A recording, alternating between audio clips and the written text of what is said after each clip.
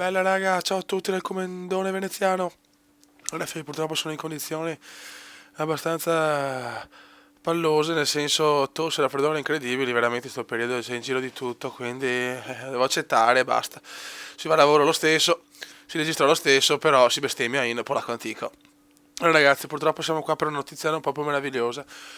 Come sapete ho Formula 1 per PC in inglese, quindi avete già capito tutto, perché ce l'ho anche per Xbox 360. Il problema è che adesso mi dà dei problemi, non riesco più a...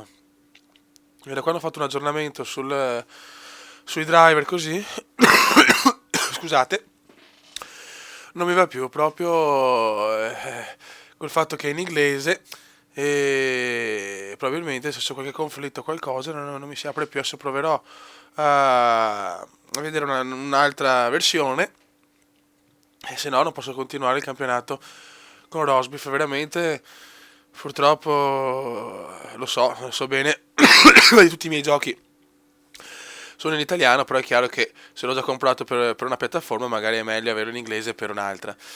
Quindi ecco, spero di sistemare sta cosa, se no purtroppo non posso andare avanti con la serie di Formula 1 e magari la posso sostituire con qualcos'altro. A me dispiace tanto ragazzi, però sono gli inconvenienti del mestiere, nel senso, la cosa bella e brutta di YouTube sono tante, questa è la cosa brutta, che ogni tanto può succedere queste cose. Mi è già successo anche in passato con altri giochi. Va buon raga, un saluto dal Comendone veneziano, mi dispiace ancora. Ci saranno novità chiaramente per capire se posso sistemare o no questa cosa di Formula 1. Raga, un saluto dal Comendone veneziano. Ciao! Commenda veneziano, commenda veneziano, commenda veneziano, lo youtubers italiano. Commenda veneziano, commenda veneziano, commenda veneziano, lo youtubers italiano.